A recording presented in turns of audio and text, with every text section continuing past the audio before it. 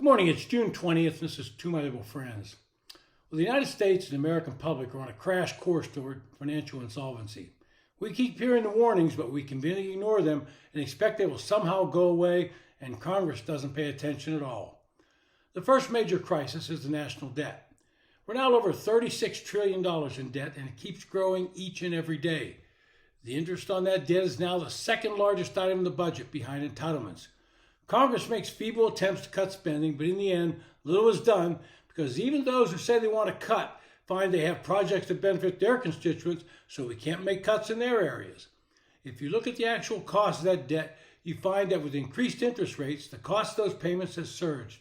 According to the Federal Reserve Bank, the amount of that interest in 2024 has surged to $1.1 trillion. This is almost double what it was about 5 years ago. How much longer can we allow this number to grow? The Congressional Budget Office projected that these costs will continue to rise, and as that occurs, it means the government has less money available to spend on programs that are actually in the government budget. So what's the immediate solution being proposed in Congress? Simply raise the debt ceiling, allowing government to borrow more money so that Congress can keep right on spending. Elon Musk came to Washington with his now famous Department of Government Efficiency and made some lofty projections on savings.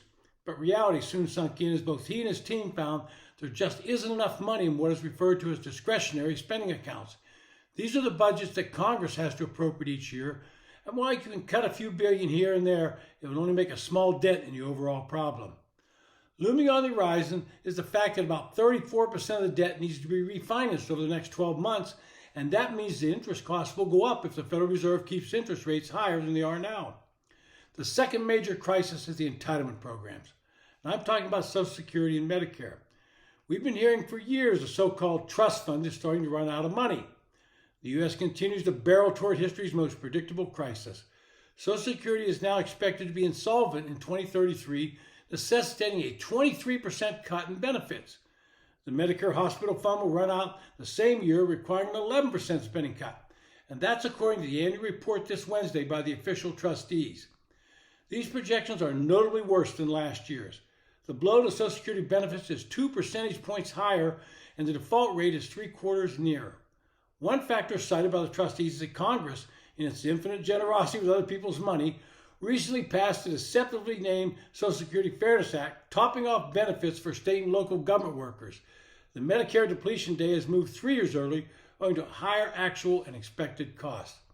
Now, I've suggested some reforms in the past, and Congress and the voting public better wake up and enact some type of reform, because if and when benefits have to be cut, the political storm that will ensue will be unlike anything they've witnessed in the past. But it seems that both Republicans and Democrats have their heads in the sand, as both parties have promised not to touch Social Security and Medicare. Donald Trump campaigned on that, and he needs a little reality check on that as well. Our neighbors to the north, Canada, have a similar old age retirement system. They collect mandatory contributions to the system. But the biggest difference is how they invest their funds.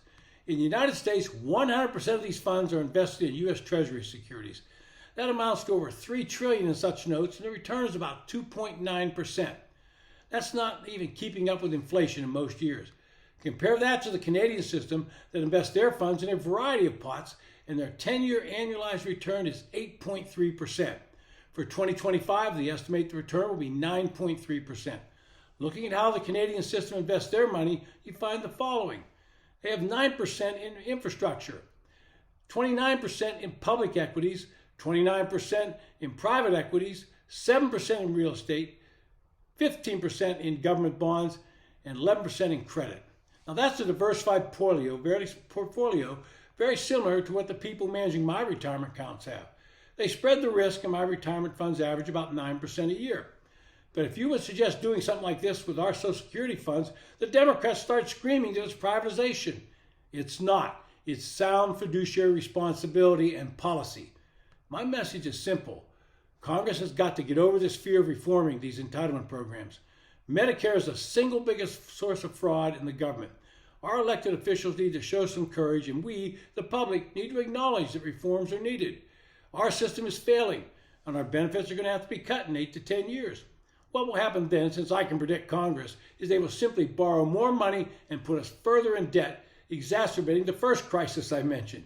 And the older Americans, of which I'm one, we'll be willing to mortgage the future of our children and grandchildren just so it does not impact us and we can keep living merrily along.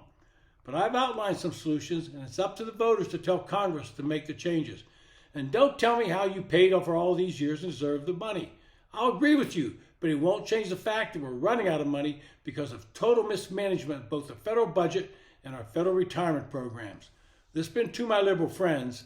Thanks for listening.